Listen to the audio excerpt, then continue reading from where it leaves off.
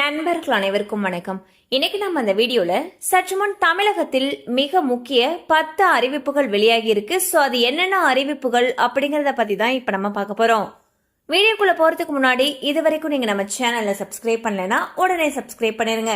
அப்படியே பக்கத்துல இருக்கக்கூடிய பெல் பட்டனையும் கிளிக் பண்ணிருங்க. அப்பதான் நாங்க போடக்கூடிய அனைத்து பயனுள்ள தகவல்களும் உங்களுக்கு கரெக்ட் டைம்க்கு ரீச் ஆகும். இப்ப வாங்க வீடியோக்குள்ள போலாம். தமிழ்நாட்டில் ஜூன் 1ஆம் தேதி முதல் 60 சுங்க சாவடிகளில் 10% வரை கட்டண உயர்வு அமல்படுத்தப்படுகிறது. ஏப்ரல் 1ஆம் தேதியே அமலுக்கு வரவேண்டிய இந்த கட்டண உயர்வு தேர்தல் நடத்தை விதிகளால் இப்பொழுது நடைமுறைக்கு வருகிறது.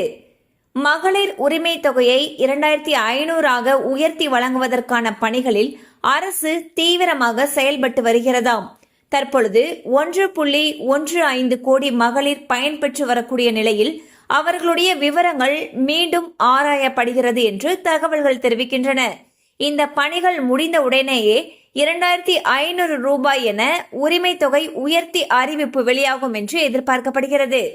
அரசு கலை மற்றும் அறிவியல் கல்லூரிகளில் கௌரவ விரிவுரையாளர்களை உதவி பேராசிரியர்களாக பணி வரன்முறை செய்ய ஐகோர்ட் மறுப்பு தெரிவித்துள்ளது.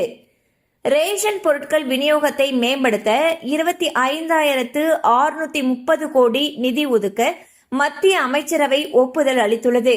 இதன் மூலம் நாடு முழுவதும் விநியோக முறை மேம்படுத்தப்படுவதுடன் முற்றிலும் டிஜிட்டல் மயமாக்கப்படும். ஜனவரி 1, 2026 முதல் இந்த டிஏ உயர்வு அமலாகும் என்று ஏற்கனவே முதலமைச்சர் திரு விஜய் அவர்கள் அறிவித்திருந்தார். முதலமைச்சர் திரு விஜய் அவர்கள் டெல்லி JNU பல்கலையில் உள்ள திருவள்ளுவர் சிலையை திறந்து வைக்காமல் திரும்பியது அங்குள்ள தமிழ் மாணவர்களுக்கு பெரிய ஏமாற்றமாக அமைந்துள்ளது. பள்ளிகளுக்கு கூடுதலாக 4 நாட்கள் விடுமுறை அளிக்க வேண்டும் என்று பெற்றோர்கள் கோரிக்கை விடுத்துள்ளனர்.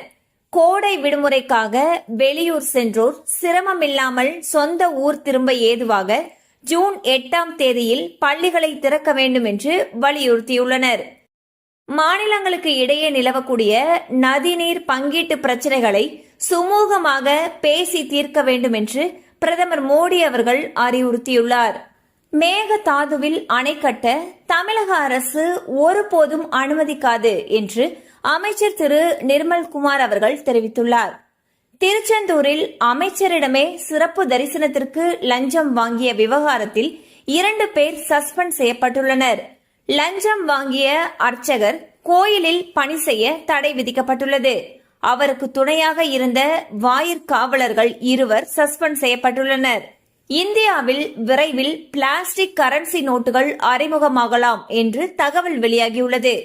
கண்டிப்பா அந்த அப்டேட் உங்களுக்கு பயனுள்ளதா இருந்திருக்கும் நம்புறோம். மேலும் இது போல அப்டேட்ஸ் உங்களை உடனே ரீச் ஆகணும்னு நினைச்சீங்கன்னா நம்ம சேனலோட தொடர்ந்து இணைந்திருங்கள். தேங்க்யூ ஃபார் வாட்சிங்.